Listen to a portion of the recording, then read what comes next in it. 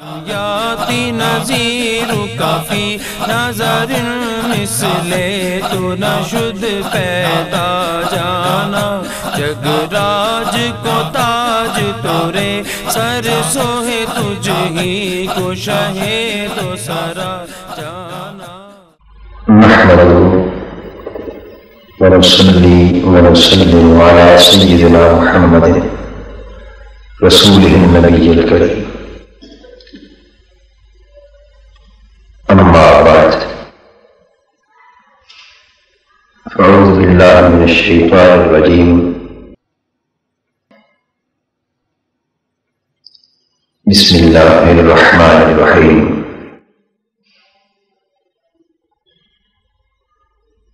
وما أرسلنا من رسول إلا ليطاع بإذن الله صدق الله مولانا العظيم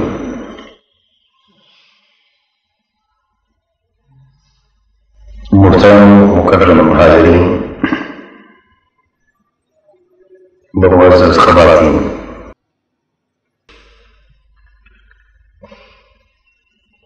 اللہ رب العزت کا احسان اور کرم ہے کہ اس نے ہمیں حضور نبی اکرم صلی اللہ تعالی علیہ وآلہ وسلم کے ذکر مبارک کی نسبت سے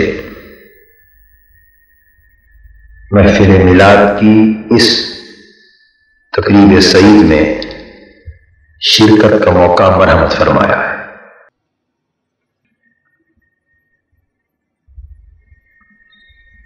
اس مختصر نشست میں میں اولاً تو شان نبوت کے بارے میں ایک دو اہم نقطے عرض کروں گا اور انشاءاللہ تعالی اس کے بعد نہایت اختصار سے ادارہ منہاج القرآن کے قیام کی غرض و غایت اور اس کے احیاء اسلام کے عالمگیر انقلابی پروگرام کی دعوت آپ کے سامنے پیش کروں گا۔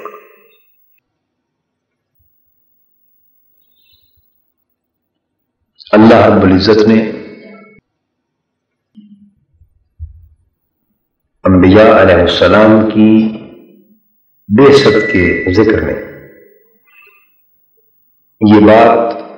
واضح فرمائی ہے، وما ارسلنا من رسول الا لیطاع باذن اللہ، ہم نے کبھی بھی کوئی رسول نہیں بھیجا مگر اس لیے کہ اللہ کے اذن اور اللہ کے حکم سے اس کی اطاعت کی جائے۔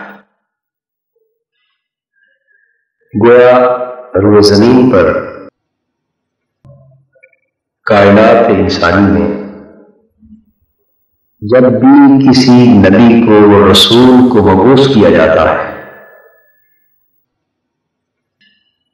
تو اس کے مبعوث کیے جانے کا بنیادی مقصد یہ ہوتا ہے کہ اللہ کے حکم اور اس کے اذن سے لوگ اس نبی کو اور اس رسول کو اپنا مطاع بنا لیں،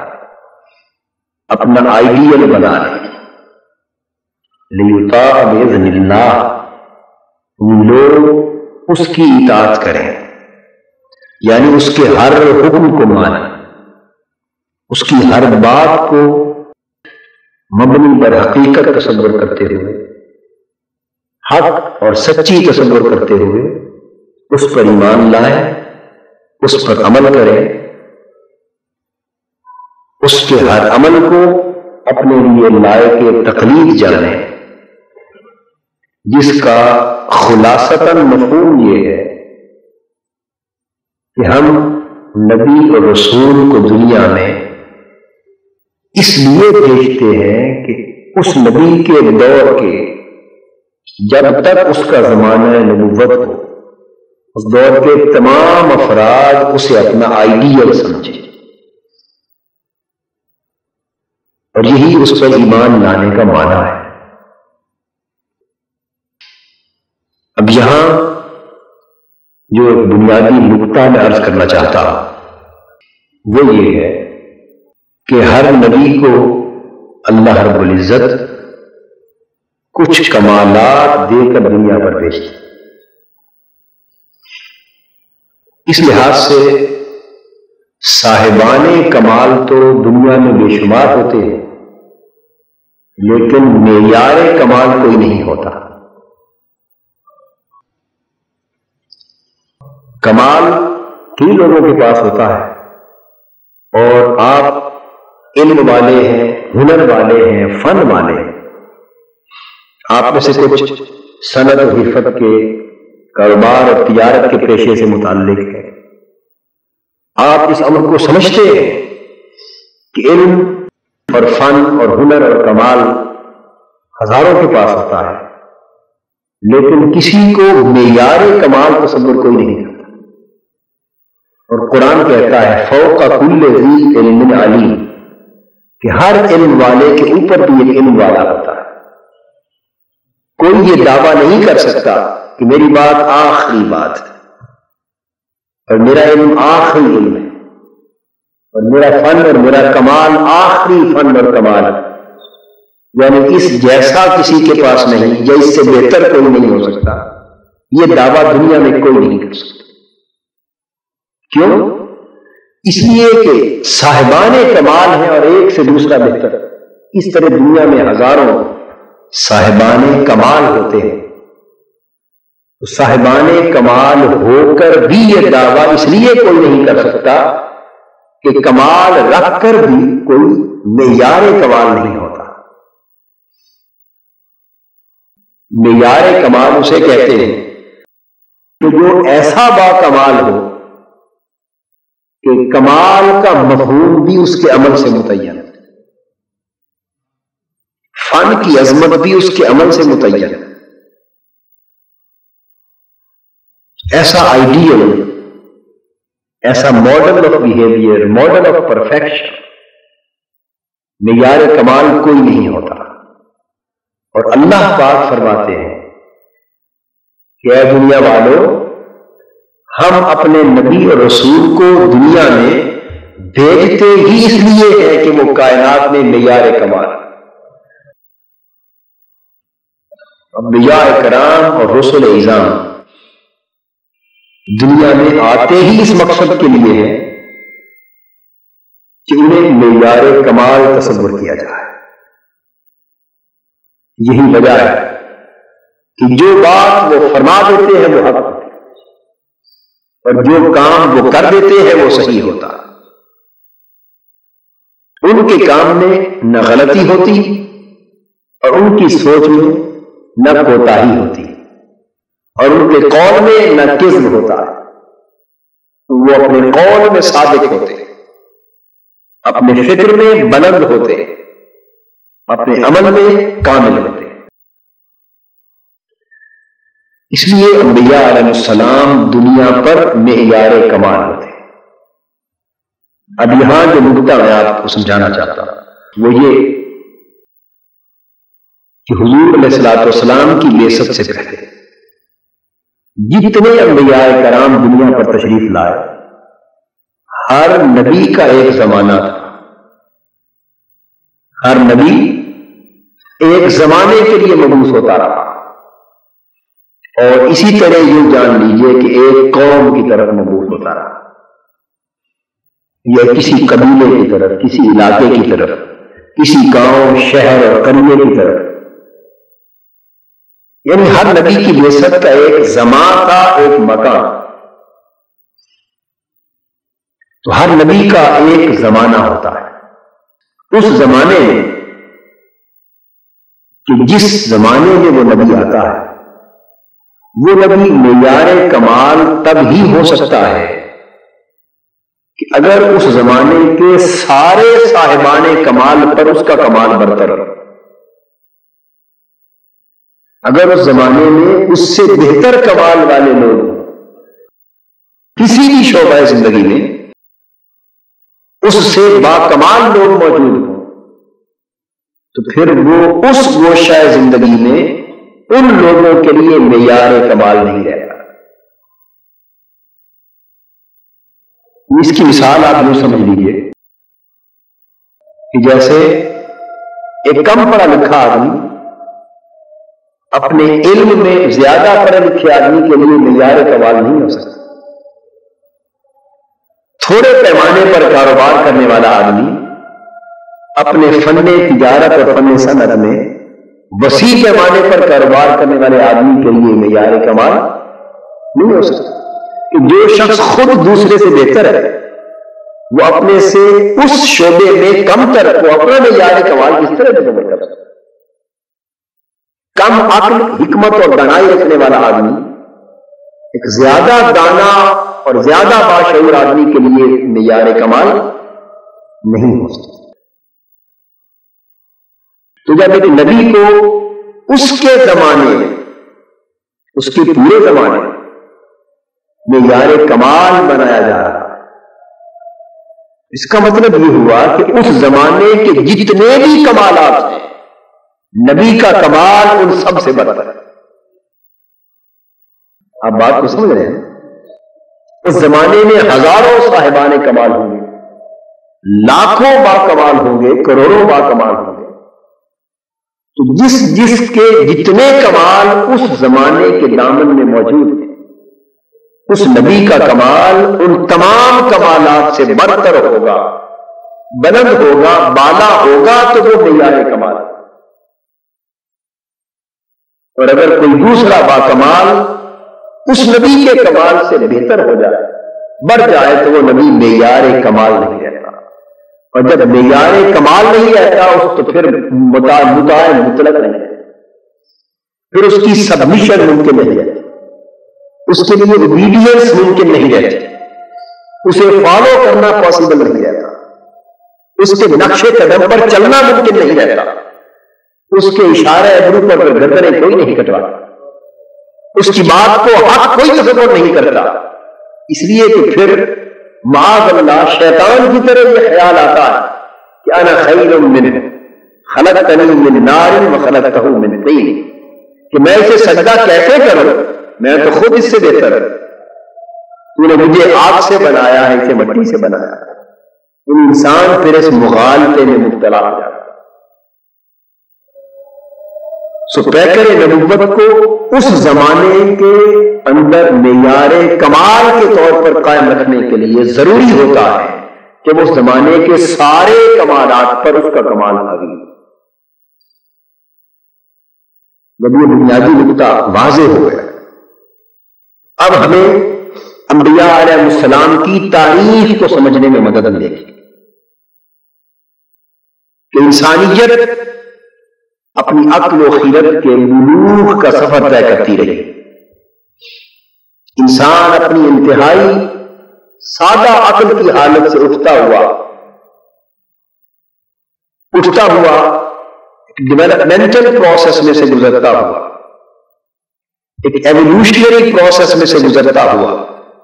ارتقاء کی منزلیں طے کرتا رہا، جسے ہم یہ کہہ سکتے ہیں کہ انسانی عقل، انسانی شعور اور انسانی کمال ارتقاء کے مرحلے طے کر کے اپنی منزل کی طرف بڑھ رہا تھا، اپنے بلوغ کی طرف بڑھ رہا تھا. تو انسانی تاریخ کے جس دور میں جو بھی نبی آیا، اگر آپ اس دور کے انسانی کمالات کو دیکھیں اور پھر اس نبی کے ان کمالات کو دیکھیں جو بطور معجزہ اسے عطا کیے گئے، تو آپ کو یہ بات سمجھ آ جائے گی کہ ہر دور کے کمالات کی مناسبت سے نبی کو کمال عطا کیا گیا تاکہ وہ اس دور کے کمالات پر حاوی ہو. حضرت سلیمان علیہ السلام کا زمانہ تھا، اس زمانے میں مسخرات کا تصور، یہ ہواؤں کو تسخیر کرنا، فضاؤں کو تسخیر کرنا، جنات کو تسخیر کرنا، موکلات کو تسخیر کرنا، اور چرند اور پرند اور حیوانی آوازوں اور ان کی زبانوں سے آگاہ ہونا، علی حاصل قیاس، اس طرح کا تصور اس زمانے میں انسانی کمال تصور کیا جاتا تھا. تو انسانی کمال کے ان سارے تصورات پر حضرت سلیمان علیہ السلام کو حاوی اور برتر کرنے کے لیے ایسا کمال عطا کر دیا گیا کہ لوگ ہواؤں کو مسخر کرنے کی کوشش کرتے تھے اور ادھر ہوائیں ان کے اشارے پر چلتی تھی، ادھر جنات ان کے دستے تصرف پر تھے۔ لوگ ہواؤں کو تسخیر کرنے کی کوشش کرتے تھے اور یہ جب چاہتے اپنا تخت ہواؤں میں لے کر اڑتے تھے۔ گویا اس دور کے کمالات پر حضرت سلیمان علیہ السلام کے کمال کو حاوی کیا گیا۔ حضرت داؤد علیہ السلام کے زمانے میں سلطنت، ریاست، سیاسی قوت، اقتدار، لشکر، یہ اس دور کا انسانی کمال تھا، طاقت، انسانی کمال تھا۔ حضرت داؤد علیہ السلام کو ایک وسیع و عریض سلطنت عطا کی گئی، اس کمال میں ان کو یکتا روزگار کیا۔ حضرت موسیٰ علیہ السلام کا زمانہ ہے، جادو انسانی کمال تصور ہوتا تھا تو لوگ، آپ دیکھتے ہیں سامری کا واقعہ بھی اسی دور میں ہوتا ہے، وہ مٹی سونے کے بچڑے کے منہ میں ڈالتا ہے اور وہ بولنے لگ جاتا ہے۔ یہ اس انسانی ہاتھ کا کمال ہے۔ وہ چھوٹی چھوٹی سوٹیاں زمین پر گراتے وہ سانپ بن جاتے، یہ اس دور کا کمال تصور ہوتا تھا۔ حضرت موسیٰ علیہ السلام کو بھیجا تو اس جادو کے کمال پر آپ کے حقیقی کمال کو برتر کرنے کے لیے وہ سوٹیاں ڈالتے تو سانپ بن جاتے، آپ نے عصا ڈالا وہ اژدہا بن گیا۔ آپ اپنی بغل مبارک میں ہاتھ ڈالتے وہ چاند کی طرح چمکنے لگا۔ وہ جادو کے طور پر راستے بناتے، آپ نے اپنا عصا سمندر میں مارا، بارہ خشکی کے راستے بنا گئے۔ انا حاصل کیا اس دور کے جملہ کمالات پر آپ کا کمال اللہ نے حاوی کر دیا۔ حضرت عیسیٰ علیہ السلام کا زمانہ آیا، بڑے بڑے اطباء، بڑے بڑے حکماء، ان کی حکیمانہ کرشمے، بڑے بڑے عجیب بیماروں کو صحت یابی مہیا کرنے والی دوائیں، نسخے، محنتیں ایجاد ہو گئی، اور یہ دانائی اور حکمت اس دور کا انسانی کمال تھا۔ حضرت عیسیٰ علیہ السلام کو اعجاز مسیحائی عطا کیا۔ اس دور کے حکماء کی کوششوں سے بیمار صحت یاب ہوتے اور ان کی پھوک سے مردہ زندہ ہو جاتے، ان کی کوششوں سے آنکھوں کی بیماریاں درست ہوتی، ان کی پھوک سے مادر زاد نابینے درست ہو جاتی۔ تو آپ اگر اس طرح موازنہ کرتے چلے آئیں تو آپ کو اندازہ ہوگا کہ ہر زمانے کے جملہ کمالات پر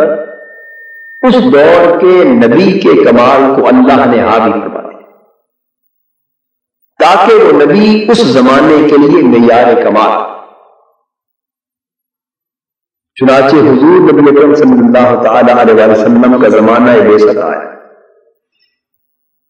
انسانی عقل و شعور اپنی حد بلوغ کو پہنچ چکا، اپنے ارتقاء کے مرحلے طے کر کے اس مقام کو پہنچ چکا تھا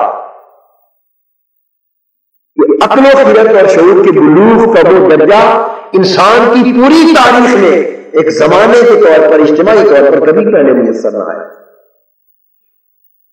جب انسانی عقل اپنی حد بلوغ کو پہنچ گئی، اللہ تبارک و تعالی نے نبوت کے کمالات کو بھی حد بلوغ پر پہنچا اور اپنے اس نبی آخر الزمان صلی اللہ تعالی علیہ وسلم کو مبعوث فرمایا کہ جس پر خود کمال نبوت فخر کرتا۔ تو حضور علیہ السلام تشریف لائے تو حضور کا تشریف لانا پھر ایک زمانے کے لیے نہ تھا، پہلے ہر نبی ایک زمانے کے لیے آتا تھا، حضور ایک زمانے کے لیے نہ آئے بلکہ سب زمانوں کے لیے آئے۔ حضور علیہ السلام کی آمد سب زمانوں کے لیے تھی،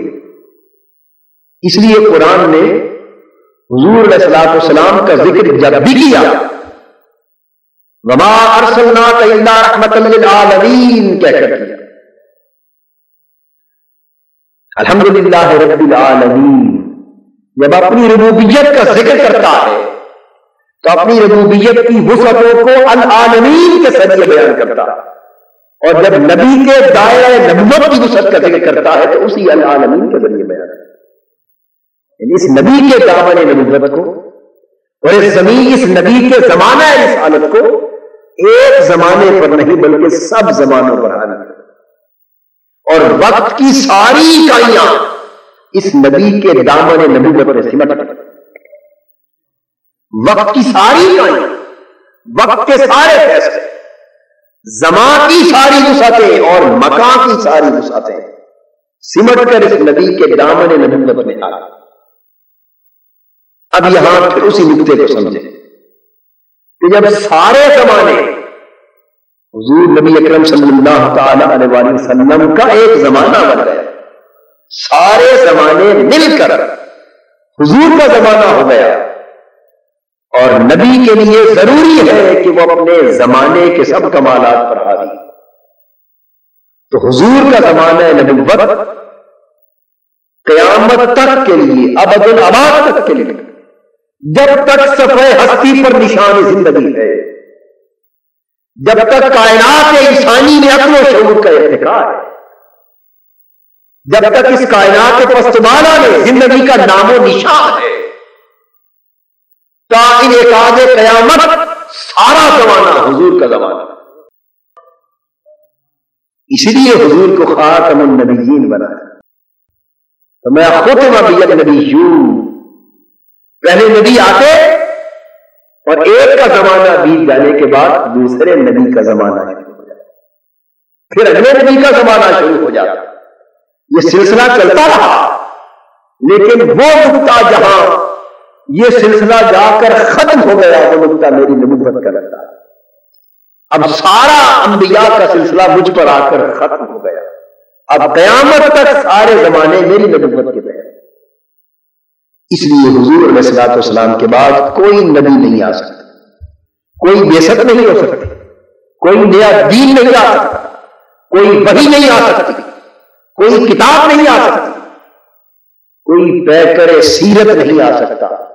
کہ جو انسانیت کے لیے معیار کمال ہے۔ اب کتاب ڈھونڈو گے تو اسی نبی کی کتاب ہوگی، دین چاہو گے اسی نبی کا دین، اطاعت چاہو گے اسی نبی کی اطاعت، سیرت کی تلاش کرو گے اسی نبی کی سیرت، قول اسی نبی کا ہوگا، فکر اسی نبی کا ہوگا، عمل اسی نبی کا ہوگا۔ تو اب قیامت تک سارے زمانے حضور علیہ الصلوۃ والسلام کا زمانہ نبوت قرار پا گئے، اور قاعدہ یہ ہے کہ نبی اپنے پورے زمانے کے جملہ کمالات پر حاوی ہو، جس طرح ہر زمانے کا نبی اپنے زمانے کے سب کمالات پر حاوی رہا، اس طرح جب حضور آ گئے صلی اللہ علیہ وسلم تو قیامت تک جتنے زمانے آج کے دن تک آ چکے، جتنے زمانے آ رہے ہیں اور قیامت تک جتنے زمانے آئیں گے، اور اس دن سے آج تک جتنے کمالات ظاہر ہو چکے، خواہ وہ سائنس کے کمالات، خواہ وہ ٹیکنالوجی کے کمالات، خواہ وہ طبیعیات کے کمالات، خواہ وہ دنیا کیمیاء کے کمالات، خواہ وہ دنیا حیاتیات کے کمالات، خواہ وہ منطق و فلسفہ کے کمالات، خواہ وہ ادب اور تہذیب و ثقافت کے کمالات، خواہ وہ زبان و لسان کے کمالات، خواہ وہ اخلاق و سیرت کے کمالات، خواہ وہ زبان کے کمالات، خواہ وہ اخلاق کے کمالات، الغرض آج تک جتنے کمالات کائنات انسانی میں جلوہ گر ہو چکے، صفحہ ہستی پر رونما ہو چکے، اور قیامت تک جتنے ہوتے رہیں گے، خواہ وہ اس عرض کی پستیوں میں ہوئے، خواہ وہ فضاؤں کی بلندیوں میں ہوئے، خواہ وہ چاند کی سطح پر ہوئے یا مریخ کی سطح پر، خواہ وہ شرق میں ہوئے یا غرب میں، اس نبی کی نبوت کے کمال کا تقاضا یہ ہے کہ کائنات کے حق ثبوت کے سارے کمالات پر یہ اکیلا نبی حاوی ہے صلی اللہ علیہ وسلم۔ تو حضور کا کمال آج تک جملہ کمالات پر اور قیامت تک سب کمالات پر حاوی ہے۔ اگر ایک زمانے کا کمال بھی حضور کے کمال سے بڑھ کر ہو جائے تو حضور اس زمانے کے لیے معیار کمال نہیں رہے، اور جب معیار کمال حضور نہ رہے اسی وقت نئے نبی کی ضرورت پڑ جائے. اور یہ ہو نہیں سکتا کہ حضور کے ہوتے ہوئے جب آفتاب نبوت مصطفی صلی اللہ علیہ وسلم چمک گیا تو پہلی سب نبوتوں کے ستارے اس کے ہوتے ہوئے مان پڑ گئے. ساری رات ستارے چمکتے اور آسمان کی چادر پر اپنی روشنیوں کے پھول بکھیرتے اور تلاش کرنے والے راستوں کو ان کو دیکھ دیکھ کر راستے تلاش کرتے. ساری رات ایک سما بندہ رہتا، لیکن جب طلوع آفتاب کا وقت آتا اور سورج اٹھ کر چمک چمک کر جب نصف النہار کے قریب جانے لگتا، وجود ہوتا ہے سب ستاروں کا لیکن چمک مان پڑ جاتی. وہ اسی وقت تک چمکتے نظر آتے جب تک سورج کا ظہور نہیں. جب سورج جلوگر ہو جاتا، جب سراج منیر آ جاتا، جب سراج منیر آ جاتا، خوب چمکنے والا سورج نہیں بلکہ چمکانے والا سورج آ جاتا، تو پھر وہ ستارے ہوتے لیکن مان پڑ جاتے. حضور علیہ الصلوۃ والسلام کا کمال نبوت اب رہتی کائنات تک سارے کمالات پر حاوی ہے اور حاوی رہے گا. اور دلیل اس کی آپ کے سامنے یہ ہے، اگر اس بات کو، اس نقطے کو سمجھ کر حضور علیہ الصلوۃ والسلام کے کمالات نبوت کا جائزہ لینا چاہیں تو قدم قدم پر آپ کو اس امر کی تصدیق ملے. آج کے دور کا سب سے بڑا انسانی کمال سائنس ہے،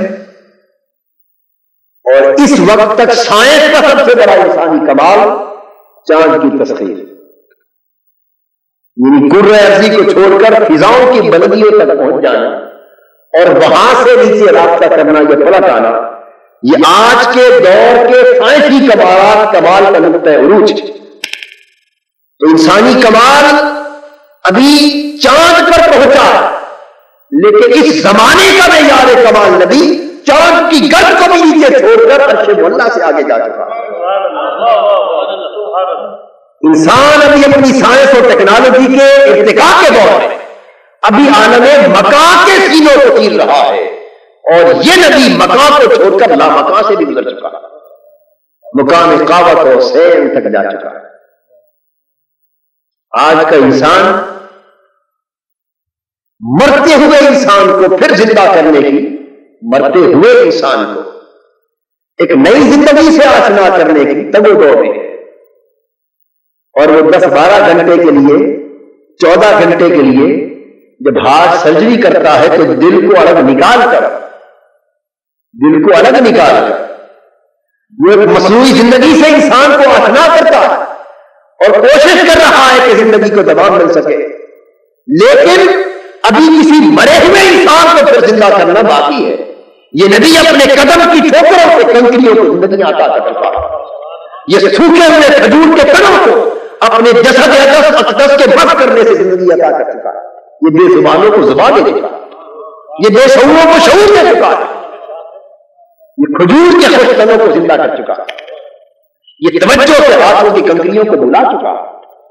انسانی کمال جہاں بھی پہنچے گا وہ مصطفیٰ کے کمال کی دہلیز پر جھکا رہے گا. آج کا انسان فاصلوں پر مختلف ذرائع ایجاد کر کے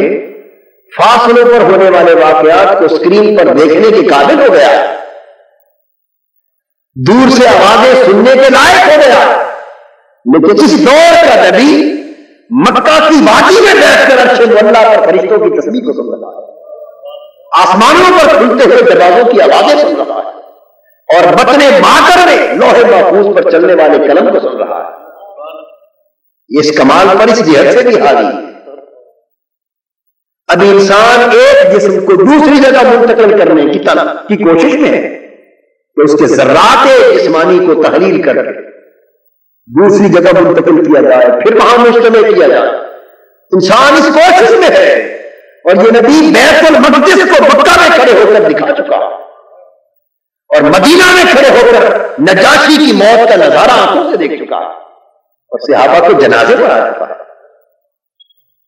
الغرض ہر کمال کی وہ جہت جدھر انسان بڑھ رہا ہے جہاں پر جا کر وہ ختم ہو جائے گی، نبی کے کمال کا سفر اس سے بھی آگے شروع ہوتا، کیونکہ وہ زمانے کے سارے کمالات پر حاوی ہے۔ آج کا انسانی کمال علم میں، ان انسان کا کمال علم کے شعبے میں بھی، عقل و حکمت کے شعبے میں بھی، عمل کے شعبے میں بھی، تحقیق کے شعبے میں بھی، حکمت و دانائی کے شعبے میں بھی۔ انسانی عقل اپنے علم کی سطح پر کمال کے مرحلے طے کر کے آج یہاں تک پہنچی کہ یہ سورج جس کو دنیا ساری ساکن سمجھتی تھی اور نظام شمسی کی کسی کو خبر نہ تھی، آج ایک عرصے سے انسان اپنے علم کی وسعتوں کو یہاں تک لایا کہ وہ سورج کی حرکت اور اس کے نظام کی تفصیلات سے آگاہ ہونے لگا۔ لیکن آج سورج کو متحرک جاننا اتنی عجیب بات نہیں لگتی، اس لیے کہ یہ ایسی حقیقت ہے جو عرصے سے ثابت ہو چکی۔ لیکن آج سے 1400 سال پیچھے چلے جائیے، جب سائنس کا کوئی وجود نہ تھا اور سائنسی ایجاد اور سائنسی علم کا کوئی تصور نہ تھا، اور عقل انسانی پر فلسفے کی حکومت، فلسفہ یونان کی حکومت، اور پوری دنیا کا فلسفہ یونان سورج کو متحرک نہیں بلکہ ساکن مانتا تھا۔ ذرا اس دور میں چلے جائیے جب کھڑے ہو کر اس عقل اور فلسفے کے دور میں اللہ کا نبی سورج کے متحرک ہونے کا وہ اعلان کر رہا ہے جو اعلان آج سائنس کرتی ہے۔ وَالشَّمْسُ تَجْرِي لِمُسْتَقَرٍّ لَهَا ذَلِكَ تَقْدِيرُ الْعَزِيزِ الْعَلِيمِ۔ اور یہ سورج متحرک ہے اور اللہ نے اسے مقرر کیے ہوئے راستوں پر چلا دیا، اور ذَلِكَ تَقْدِيرُ الْعَزِيزِ الْعَلِيمِ۔ اس سورج کا چلنا کوئی اس کا اکیلا سفر نہیں بلکہ ایک پورا نظام ہے جو اللہ نے مقرر کر رکھا ہے۔ آج کا انسان اپنی علم کے کمال میں اس نتیجے پر پہنچا کہ انسانی زندگی کا آغاز ایک سیل سے ہوتا ہے، پھر اس میں ڈویژن ہوتی ہے تو 1 سے 2 سیل بن جاتا ہے، پھر فردر ڈویژن کا پروسیس ہوتا ہے تو اس سے 4 سیل بن جاتا ہے۔ آج کا انسان اس نتیجے پر پہنچا اور یہ اس کے علم کے کمالات میں سے۔ آج یہ بات عجیب دکھائی نہیں دیتی اس لیے کہ حقیقت ثابتہ ہو چکی، لیکن 1400 سال پہلے یہ نبی جب حیاتیات کے علم کا کسی کو شعور تک نہ تھا،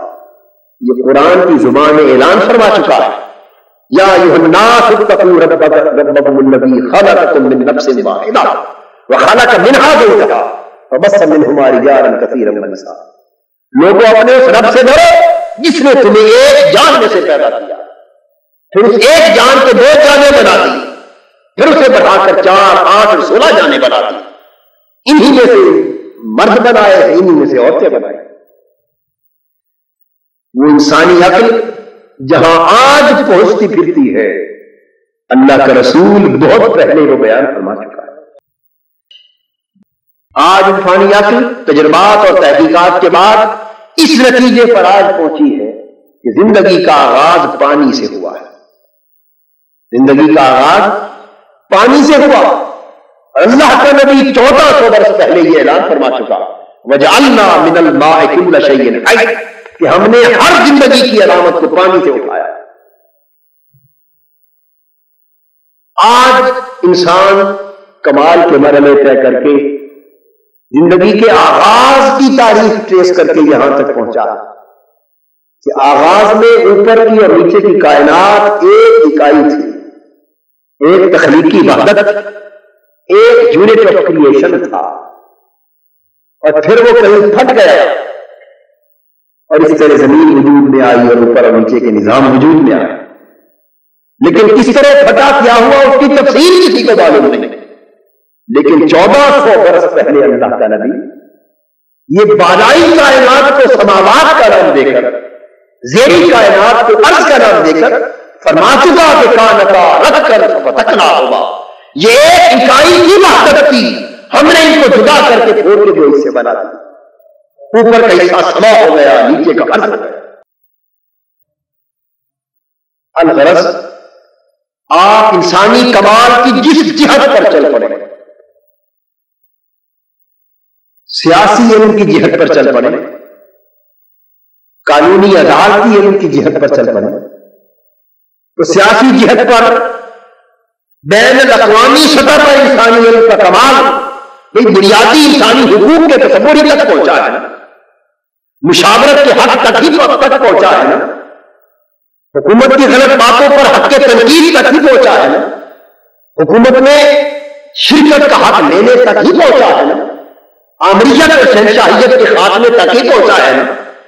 ہر چھوٹے بڑے کے عدالتی انصاف کے تصور تک ہی پہنچا ہے نا، اس سے آگے تو نہیں گیا۔ یہ آخری تصورات ہیں جن پر انسان فخر کرتا ہے۔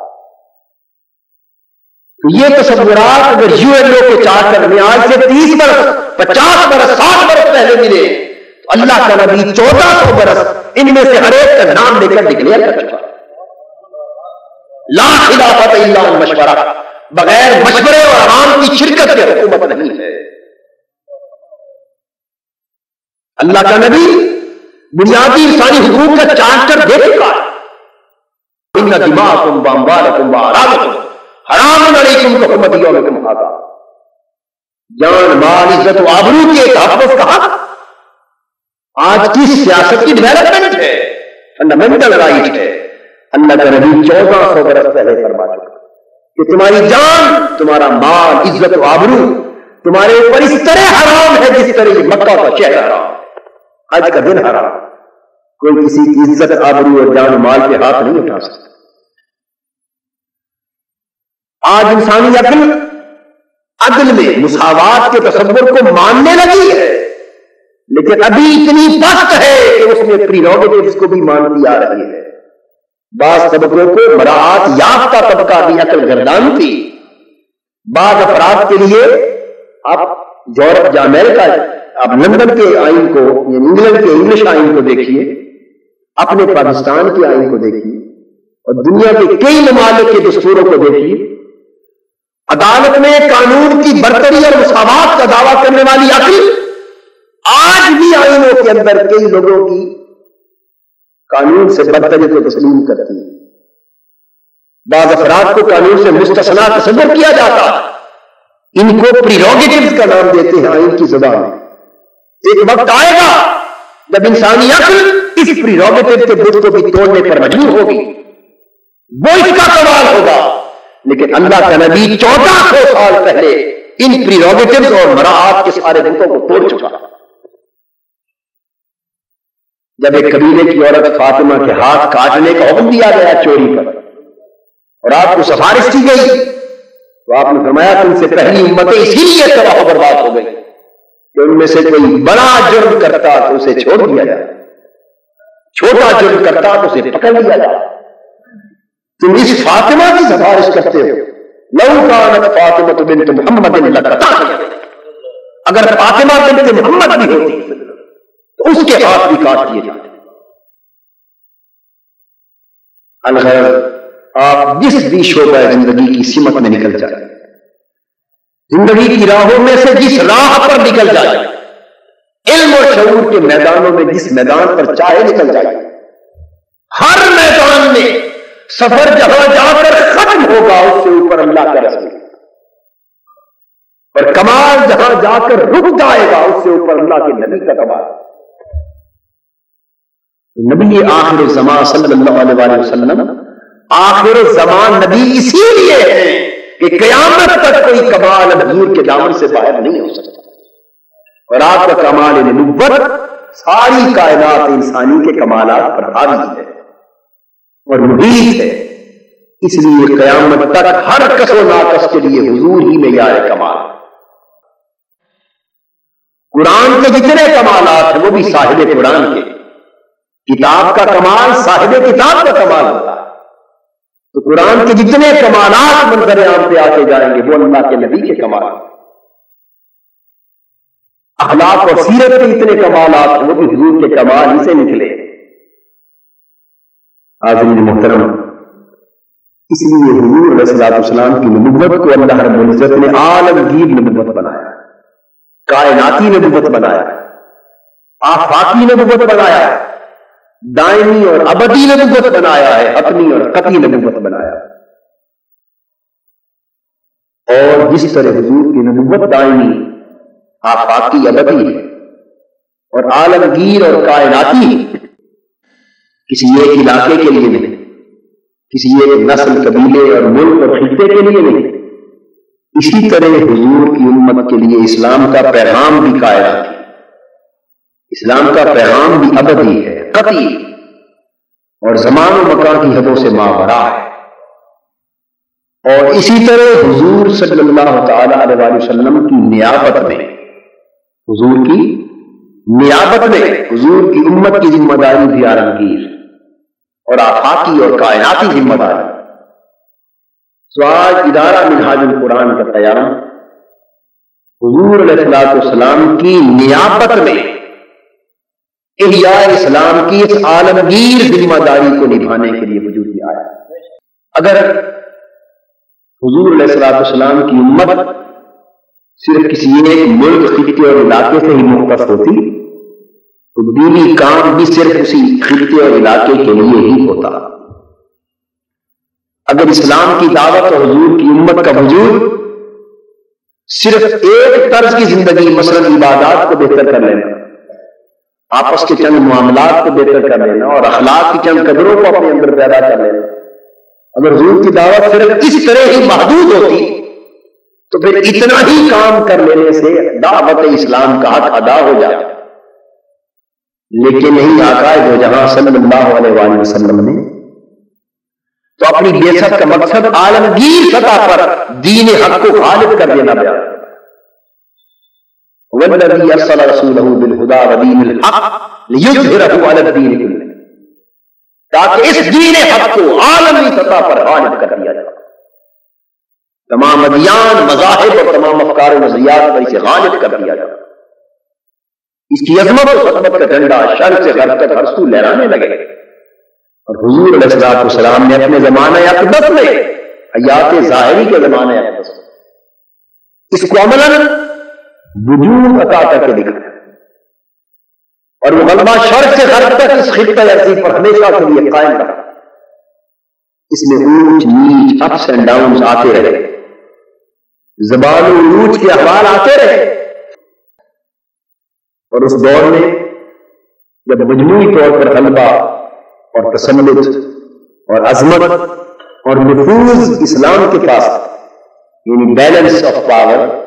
اسلام کے حق میں تھا، اسلام کی طرف جھکا ہوا تھا، تو پھر جزوی بگاڑ مختلف شعبوں میں، زندگی کے شعبوں میں ہوتے تھے، تو ہنگامی طور پر اہل حق اٹھتے، ایک پروگرام ترتیب دیتے اور جزوی بگاڑ کو ختم کرتے۔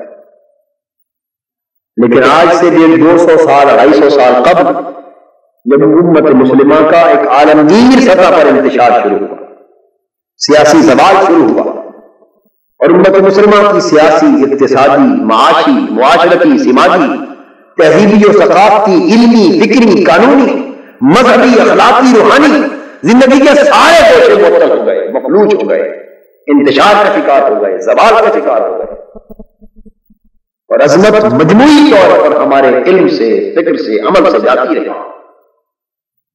امت پر اس طرح ہماگیر فالج کا حملہ، ہماگیر زوال کا، جنود اور تعطل کا حملہ ہوا کہ اب کوئی گوشہ بھی اپنی اصل خالص حالت میں زندہ اور تر و تازہ نہیں رہا۔ سو آج اگر ایک جہت میں کوئی اصلاح کی کوشش کی جاتی اور باقی جہتوں کو نظر انداز کیا جاتا تو صدیوں کی کوشش سے بھی نتائج پیدا نہیں ہو سکتے۔ کوشش اسلام کی نام لیواؤں کی، امت مسلمہ کے احوال کو سنوارنے کی ہو رہی ہے، لیکن وہ جزوی نوعیت کی، کہیں کام محض تعلیم اور تدریس کا ہو رہا ہے، اور امت کی زندگی کے باقی احوال سے اس کام کا کوئی تعلق اور واسطہ نہیں۔ کہیں کام محض تصنیف و تالیف کا، فکر کا، علم کا ہو رہا ہے، امت کے باقی احوال کے ساتھ اس کام کا کوئی واسطہ نہیں۔ کہیں کام محض سیاسی نوعیت کا یا سماجی نوعیت کا ہو رہا ہے، اور اسلام کے باقی مجموعی جسد سے اور امت کے عالمگیر وجود کے باقی اعضاء سے اس کا کوئی تعلق نہیں۔ کہیں کام محض دعوت اور تبلیغ کی نوعیت کا ہو رہا ہے، اور امت مسلمہ کی عالمگیر سطح کو پیش ہونے والے چیلنجوں سے اس کا کوئی واسطہ نہیں، اور ہزاروں الجھنوں اور مسائل سے امت مسلمہ کو درپیش ہے، اس کا کوئی تعلق نہیں۔ پھر کہیں کام فرقہ وارانہ نوعیت کا ہو رہا ہے، اور اسلام کے باقی نام لیواؤں کے ساتھ اس کام کا کوئی تعلق نہیں۔ الغرض جو چھوٹی چھوٹی جہتیں ہیں، سمتیں ہیں، جز ہیں، گروندے، جن میں مختلف طبقے محصور ہو کے رہ گئے، اور پھر ان سارے کاموں میں آپس میں کوئی کوآرڈینیشن نہیں ہے، آپس میں باہمی نظم نہیں ہے، باہمی ربط نہیں ہے، یہ ایک عالمگیر وحدت میں یہ پرونے والا کوئی نہیں ہے، ان کو عالمگیر سطح پر ایک جہت دینے والا کوئی نہیں ہے، ان کو ایک سمت نہیں مہیا کی جا رہی تاکہ ان ساری کوششوں کے نتائج ایک سمت میں پڑھ کر عالمگیر سطح پر اسلام کی ایک آواز بن سکے۔ یہ وجہ ہے کہ زوال چھایا جا رہا ہے، کفر و طاغوت غالب سے غالب تر ہوتا جا رہا ہے، اور باوجود مدتوں سے اصلاح کی کوششوں کے اسلامی امت کا گراف ہر شعبے میں اوپر جانے کی بجائے نیچے آ رہا ہے۔ آپ کو اس بات سے اتفاق ہو، اصلاحی کوششوں میں کوئی کمی نہیں، دعوت و تبلیغ، اصلاح، بات، تقریر میں کوئی کمی نہیں، کوششیں مساعی ہر جگہ ہو رہی، لیکن گراف اصلاح کا، اصلاح احوال کا واقعتاً عملاً اگر کمپیئر کرے تو کسی گوشہ زندگی میں بھی اوپر نہیں جا رہا بلکہ مسلسل نیچے آ رہا۔ کیا وجہ؟ کیا وہ دعوت بے اثر ہو گئی؟ کیا وہ تعلیم بے اثر ہو گئی؟ کیا معاذ اللہ وہ دین اب اثر انگیز نہیں رہا؟ نہیں، دین اثر انگیز ہے، دعوت اثر انگیز ہے، کتاب آج بھی اثر انگیز ہے، سیرت رسول آج بھی فیصلہ کن انقلاب لانے کی قابل ہے۔ گنبد خضرا کے وکیل تو آج بھی اپنی دامن رحمت پھیلا کر پکار رہے ہیں کہ ہم تو بھائی کا کرم ہے، کوئی سائل نہیں، راہ دکھلائے کسی رہبر منزل نہیں۔ گنبد خضرا کی طرف اپنے روح کے کان کھول کر دیکھو، اپنے دل کے کان متوجہ کر کے دیکھو، اس کعبہ پاک کی طرف متوجہ کر کے دیکھو، وہاں سے تو آج بھی صدائیں آ رہی ہیں کہ اٹھو، کوئی ہدایت لینے والا تو بنے، ہم تمہارے احوال کو آج بھی بدلنے کو تیار، لیکن اس کے لیے شرط ہے کہ کوئی اپنے مفادات سے بلند ہو، فرقہ وارانہ تنگ نظریوں سے بلند ہو، اپنے گروہی مفادات سے بلند ہو، اپنی محدود سعی اور کوشش کے مفادات سے بلند ہو۔ صورت یہ ہے کہ ہمارے محدود مفادات عزیز تر ہو گئے ہیں اور دین کا عالمگیر مفاد اس کی اصلیت ثانی ہے، اور یہ سب کچھ اپنی قیادتوں کے بتوں کی خاطر قربان ہو رہا ہے۔ سو ادارہ منہاج القرآن عالمگیر سطح پر اسلام کے حیاء کی ایک ایسی انقلابی تحریک ہے جس کے پیش نظر انانیت کے سارے بتوں کو پاش پاش کر کے صرف اور صرف اللہ اور اللہ کے رسول کی رضا کے لیے ایک عالمگیر سطح پر دین کے حیاء کا ایک ایسا ہمگیر انقلاب برپا کرنا ہے جو دعوت و تبلیغ کے محاذ پر بھی سرگرم عمل ہو، اخلاق و روحانیت اور صالحیت کے فروغ کے بھی سرگرم عمل ہو، علم اور شعور پیدا کرنے میں بھی سرگرم عمل ہو، معاشرت اور سماج کی تبدیلی کے لیے بھی سرگرم عمل ہو۔ اور یہ کام الحمدللہ 4 سال اس کو شروع ہوئے، 4 سال ہو چکے کہ اس کا آغاز کر دیا گیا۔ اللہ پاک نے احیاء اسلام کے اس عالمگیر مشن کو ان 4 سالوں کے مختصر عرصے میں، جو آپ سمجھتے ہیں تحریکوں کی تاریخ میں، عالمگیر مشنوں کی تاریخ میں 4 سال کا عرصہ 4 دن کی حیثیت بھی نہیں رکھتا۔ اتنی قلیل مدت، لیکن اس قدر قلیل مدت میں تو ایک شہر سے دوسرا شہر متعارف کم ہوتا ہے، اور بحمدللہ یہ کراچی سے پشاور تک اللہ پاک کے فضل اور محض اس کے احسان سے ہر جگہ اب لوگوں کے دلوں کی دھڑکن بن چکا ہے، اور ملک سے باہر اب عالم عرب اور یورپ اور امریکہ تک اور افریقہ تک اس کی آوازیں بلند ہو رہی ہیں۔ برطانیہ میں اب اس کے ادارے، اس کی برانچیں قائم ہو گئی، ڈنمارک میں منہاج القرآن کے سینٹر قائم ہو گئے، اب عرب کی سرزمین پر اس کے سینٹر قائم ہو گئے، اور اس طرح چند ہی سالوں میں یہ آواز جو ایک شہر سے اٹھی وہ عالمگیر آواز بنتی جا رہی ہے، اور اللہ پاک نے محض اپنی توفیق اور اپنے فضل اور اپنے احسان سے اپنے نبی اکرم صلی اللہ علیہ وسلم کے نالین پاک کے تصدق سے، حضور کی رحمت خاصہ کے توسل سے اس اپنے دین کے کام میں اتنی وسعت اور اتنی برکت پیدا فرما دی کہ ہمارا قدم کسی خطہ زمین پہ ابھی نہیں پڑا ہوتا، اس مشن کی آواز بہت پہلے گونج رہی ہوتی۔ یہ صرف اللہ رب العزت کا فضل اور اس کی عنایت ہے، اس لیے کہ اس میں نفسانیت نہیں ہے، اس میں مالی مشاہرے نہیں ہیں، اس مشن کی دعوت میں مالی مفاد نہیں ہے، کوئی مشاہرہ نہیں ہے، کوئی تنخواہ نہیں ہے، کوئی ہدیہ نہیں ہے، کوئی نذرانہ نہیں ہے، کوئی خدمت نہیں ہے، یہاں صرف ایثار ایثار ہے، یہاں صرف قربانی قربانی، صرف اور سب سے بڑا اس کا عوض اور اس کا بدل اللہ کی رضا، ورضوان من اللہ اکبر۔ منہاج القرآن کی دعوت یہ ہے کہ سب کچھ کرو اور اللہ کی رضا کے علاوہ کسی اجر کو لینے کی خواہش نہ کرو، کہ سب سے بڑا اجر یہی ہے، سب سے بڑی دولت یہی ہے۔ اور یہ وہ پیغام ہے جو سیدنا صدیق اکبر رضی اللہ تعالیٰ عنہ اپنے اس عشق بھرے جملے کی صورت میں دیتے ہیں۔ جب وہ سب کچھ لٹا چکے تو حضور نے پوچھا ما ابقیت لأہلک یا ابا بکر، گھر والوں کے لیے کیا چھوڑ کے آئے؟ عرض کیا بقیت لهم اللہ ورسولہ، یہ گھر والوں کے لیے اللہ اور اللہ کا رسول چھوڑ کے آیا۔ جب انسان ایثار کے اس درجے پر آ جاتا تو پھر اللہ کی رحمت مجسم صورت میں زمین پر اتر آتی اور اس طرح لوگوں کے دلوں کو اپنی آواز الوہی آواز سے متوجہ کرتا اور اس کا کام اسی کی تائید اور اسی کی رحمت سے پھیلنا شروع ہو جاتا۔ تو دوستو، تفصیلات اس مشن کی پروگرام کی بہت ہے، اگر ان کے مختلف اجزاء کو اور تفصیلات کو میں عرض کرنا چاہوں تو طویل وقت درکار ہے۔ میں نے صرف ایک مختصر دعوت کی حد تک ایک آواز آپ کے کانوں تک پہنچائی، ایک فرض سمجھتے ہوئے۔ اس میں نہ میرا کام ہے نہ کسی آپ میں سے کسی فرد کا کام، یہ کام صرف اللہ کا اور اس کے رسول کا، اس کے دین کا کام۔ پھر اس میں نہ غرض میری شامل ہے نہ آپ میں سے کسی فرد کی شامل ہے، یہ غرض صرف اللہ کی رضا کی، دین کو زندہ کرنے کی، اور ایک جہت کو نہیں پوری جہتوں،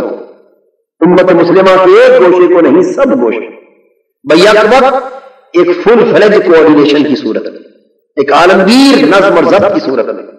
ایک مؤثر انقلاب کے طور پر اسلام کے احوال کو پھر سے بہتر کرنا۔ میں یہ بات ذہن نشین فرما لے، یہ نہ کوئی فرقہ وارانہ تحریک ہے نہ کوئی سیاسی تحریک ہے، یہ معروف اور متداول معنوں میں سیاسی کام جو ہمارے ہاں ہوتے ہیں، انتخابی سیاست کے کام، ان سے الگ تھلگ، ان سے پاک مبرہ اور بلند ہے،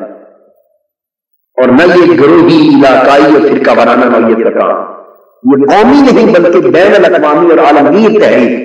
اور ایک گوشہ زندگی کے نہیں بلکہ ہماگیر کام ہے، ہماگیر انقلاب کا کام۔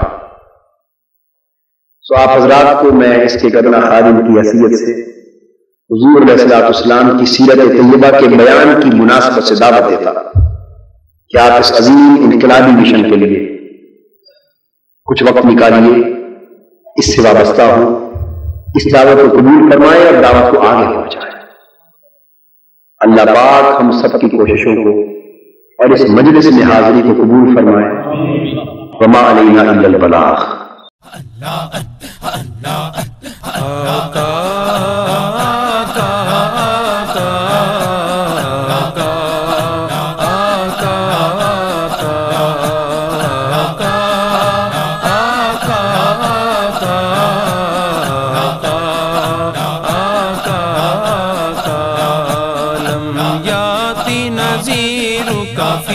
نظر مثلے تو نہ شد پیدا جانا، جگ راج کو